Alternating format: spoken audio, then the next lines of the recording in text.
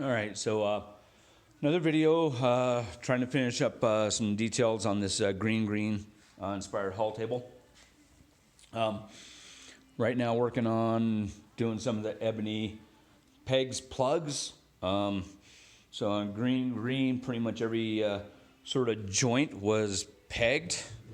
A lot of people, when they do these, they're merely sort of decorative. So here, hopefully you can kind of see this. Zoom in here. So here, a couple of the plugs. I just need to do a little bit of refinishing there, a little bit more of my oil varnish mix. So these happen to be 1/4 inch. Again, I think I showed another video where I was using these square hole plugs, kind of a modified hollow chisel. But this one you can pound on. It's a little bit shorter, so you can get a regular drill bit in there. But this is the one I've been using for these. As I said, a lot of people wind up doing these as purely just decorative. But sort of going back to my sort of belt and suspenders analogy of doing woodworking. If I can wind up using these to hold in my tenon down here, that's a bit better. So it takes a little bit longer to do this, but again, I don't want, I'd prefer not to have these pieces, sort of the joints open up over many, many years.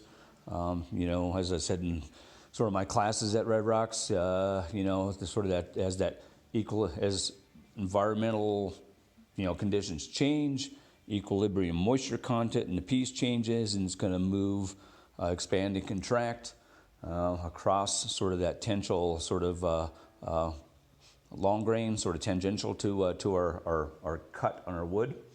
And again, that's always proportional to the width of the section across that tangential to the growth rings. So, movement in here is fairly minimal. Again, fairly minimal here, but over many years of sort of that expansion and contraction happening, we could potentially sort of loosen up the glue in this joint here, and then things can come apart. Pegging it sort of helps give us sort of additional insurance against that joint ever opening up. So that being said, so this is what I'm going to show you how I do here. This is my ebony plug, so I've got the square end at the very end, and that's going to be sort of the piece that's the part that's exposed. I've got the dowel part, and as you can see, that is locking into my tenon down there.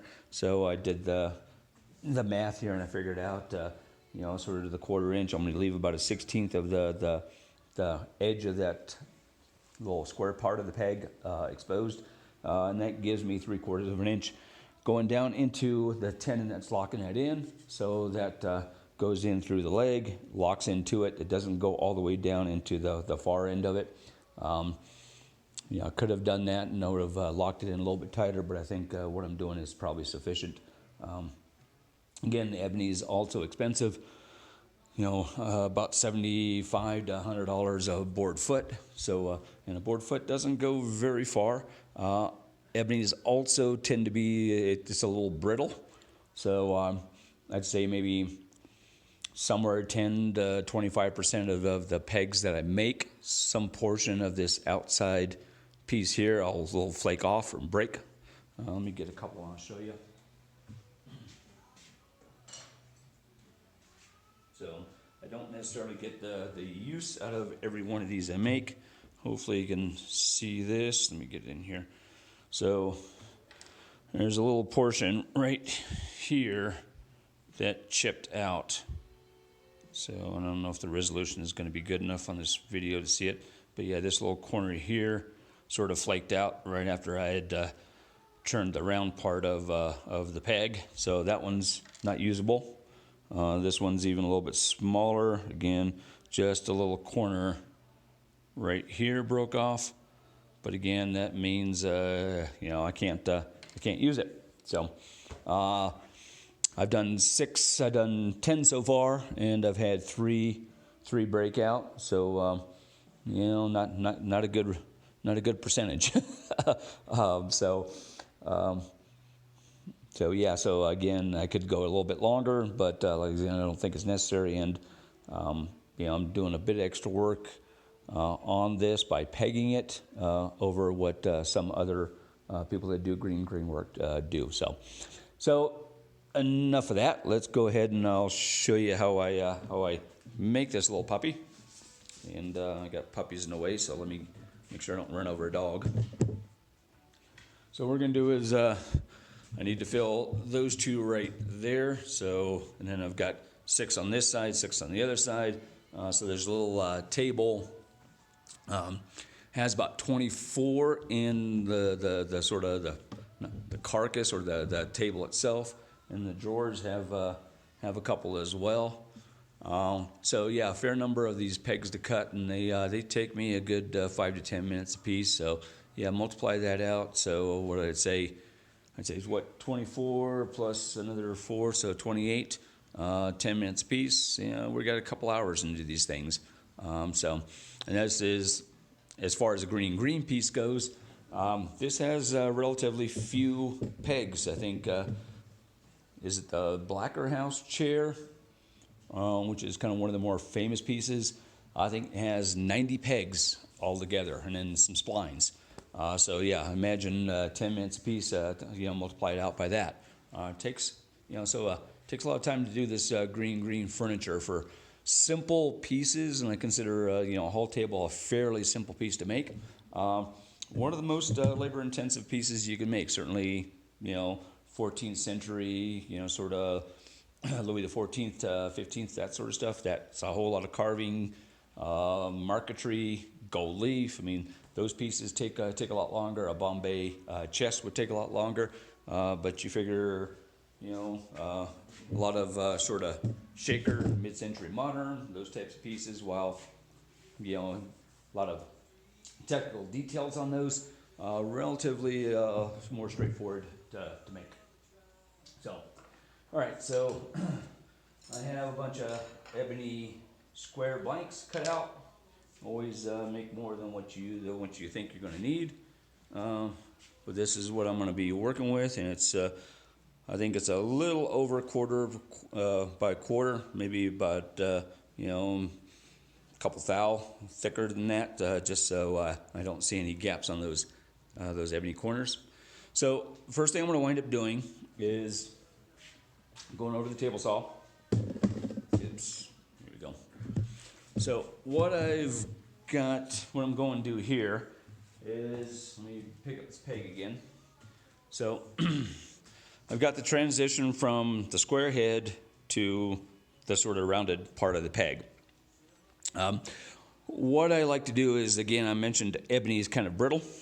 So what I like to do is kind of do a little bit of a cut here, sort of separate those long grain fibers in between these two parts. So as I wind up doing the round peg, I'm not accidentally getting some tear out in the square part.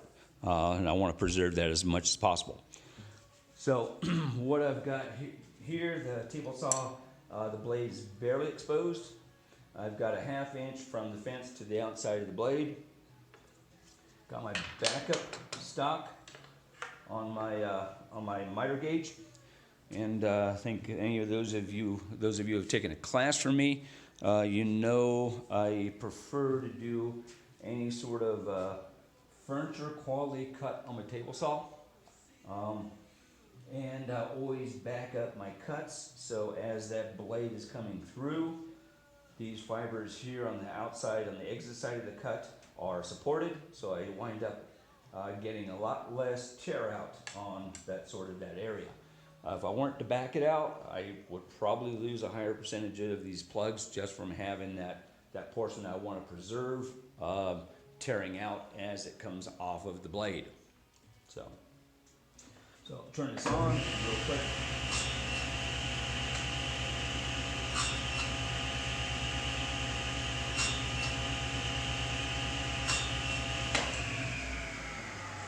So not much of a cut, but just enough to sort of, again, like I said, separate the fibers. This is going to be, this portion from here to here is going to be the round part of it, and then I'll wind up cutting it off here. But I've got all these fibers here now separated, so as I turn my dowel part, I'm not going to be tearing out this section. So what I'm going to use is a dowel plate, and that square end is not going to fit into the dowel plate. So real quick, what I need to do is, hopefully you can see this, let me back it up a little bit here. Okay, so I'm just taking a chisel, and I'm just going to pare this down. So at the very end of this plug, it's going to fit inside my dowel plate.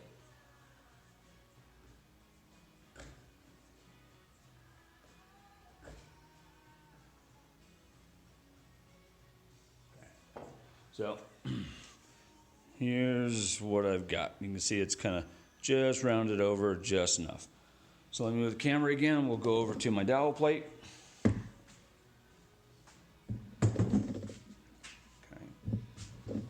So there's quite a few number of dowel plates on the market. The one I'm using is mounted on my little bench here. Basically, this is the Veritas dowel plate. So it's mounted over top of one of these sort of round holes in this bench, and it comes with a bunch of these inserts. So this is, outside of this is hardened, so it's much harder than just a regular sort of, tool steel, model plate steel. And it fits, sort of in that sort of hole, holds it nice and tight. And again, these come with a bunch of different sizes. I bought the whole set, and I'll post a link to these in the video. Lee Nielsen has a very nice dowel plate. I think Ron Hawk makes a nice dowel plate. Those are a little bit different style. It's basically a plate that you would hold over top of a hole. And typically what a lot of people would do with these dowel plates, they will wind up taking their stock and pounding it down. I don't want to do that with this ebony. I have done that in the past. Typically, if you make dowels in that fashion, you probably want to rive the stock rather than cut it off on a table saw. And riving stock just means we've got very nice straight grain that follows the length of our whatever our material is, whether it's a dowel, a spindle, or something else. So all I did was chuck it into my drill here, and now I'm just going to turn it. Oops. Until it hits that spot, and then back it back out. So turning it's a little bit quicker. It's also less damaging to this ebony. So now I've got the round part done. So I've got my shoulder well defined. So I'm going to move the camera again. We're going to go back over to my bench hook. And all I'm going to do is cut off the end of this, leaving about 1/4 of an inch on the end there. And I'm just using my Lee Nielsen dovetail saw. And then this one, don't think they sell this one anymore. This is the progressive pitch. So finer teeth at the very tip to start a cut, more aggressive, coarser cut on the back to sort of finish it. This is a real nice saw. I used this one for quite a few years. I think some of you know I've moved over to buying bad axe saws, and this is a beautiful saw, but that bad axe stiletto, I think they're calling it, is a really nice saw. Surprisingly, it cuts better than the Lee Nielsen, but the Lee Nielsen is definitely no slouch of a saw. It's a very nice saw. All right, so what I'm going to do here, hopefully can you see this? Okay, so again, just to sort of make sure I don't have any sort of spelching or having that sort of grain come off where I don't want it to. I'm going to start the cut on one side, and before I finish it, I'm going to wind up flipping over to the next side, separating those fibers, doing that on the third side, And by the time I get to the foreside, all those fibers are separated, so as I finish the cut, I'm not going to wind up, again, having some tear out on the edge of my little plug here, which is what I want to try to avoid. All right, back over here. So this is back again to the little bench where I use that dowel plate. So there's a couple different methods for doing this. I think a lot of people are familiar with the Darryl Pert method. So if you're into Greene and Greene furniture, Darryl Pert put out at least one book, might be a couple books, on making Greene and Greene elements. So if you're into doing this type of furniture, it's a great book to have. I think Sean Gillespie uses it in his Elements of Design, uses that book and to talk a little bit about different elements of design. So it's a great book, particularly if you're going to get into this stuff. That is making Greene and Greene furniture. So on Darryl Pert's book, he has a way of rounding over what we call pillowing these pegs. We talk a little bit about that. So what Greene and Greene did too. So if you imagine sort of a pillow, a freshly sort of plumped up or sort of laid out pillow. We have sort of the high part here, and then the pillow sort of curves down on top of the corners. So that's what we're looking to do with these pegs. I'm trying to get it to focus here so you can see it's a slightly domed surface where the corners are the low part on it. So that's what we're trying to reproduce here. Again, this is not something I came up with. This is the original Greene and Greene element. So we're just trying to sort of reproduce what, sort of a look of what they did. So what Darryl Pert does is he has a little jig where he drills a couple holes in it that are the diameter of sort of the cross section of this sort of dowel. And then he takes it to a disc sander, introduces it, and the angle spins it, and then rounds over these corners. And Darryl Pert, he's does a fantastic work. I mean, obviously he's the one that sort of popularized, bringing back a lot of this Greene and Greene furniture. He tends to approach things in a more repetitive, precision, sort of production type manner. And so every one of his pegs looks very, very consistent. He has a way of setting them that looks very, very consistent. My preference is to have things look a little more handmade, so a little bit of variation in the different plugs, a little bit of variation on sort of how they're set. So not everyone is exactly the same. And part of this comes, so from the influence early on where I read the Krenov books. And Krenov is big on sort of having the piece of furniture reflect that it was handmade. So he did a lot of hand carving on a lot of his elements, his shelf supports, handles, edges, that type of stuff. So you can see in the final piece that this was cut by a tool guided by a hand. So in keeping with that, I'm not so big on sort of Darryl Pert's approach, and it works, like I said, it works great for him. He builds beautiful furniture. Certainly sells more of it and at a higher price than I do. So, who am I to sort of criticize how he does things? It's just, not the way I want to sort of approach it. So, I saw a video many years ago of William Ng doing this particular method. Again, William Ng is a fantastic furniture maker, educator. He's written articles. I don't know if he's written any books, but he has his own school. Darryl Pert actually goes to teach occasionally at William Ng's school. But William Ng is also very, very proficient at doing Greene and Greene furniture. So this is his method, and it gives you a little more sort of imperfect, if I would say, use that term, a little more handmade version of doing these. So what I've got here is just I think this is closed cell foam. Sort of I think I pulled this out of some sort of packing material, and it came from something I ordered. It's about 1/4 of an inch. So big key to this is we have a little bit of a give to the surface.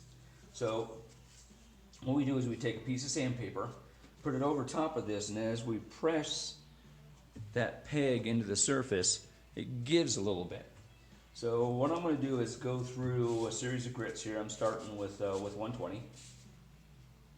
And all I'm going to do is spin the peg in my cordless drill and rotating it back and forth just to make sure I hit every surface of this. And I'm going to inspect it real quick, and now you can hopefully see this is we've got a little bit of a rounding over going to these corners.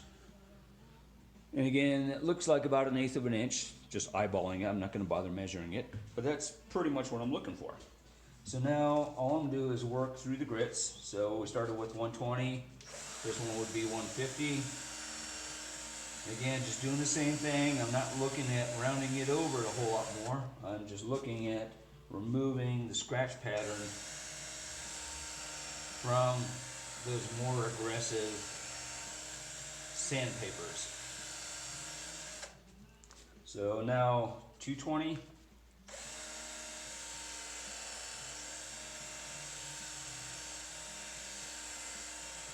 So you can see this goes relatively quickly once we're at this point. So this is 220. So getting a little bit of polish there, looking a little bit better. I've got a piece of 320 here, so I'm going to use that to polish it up just a little bit more.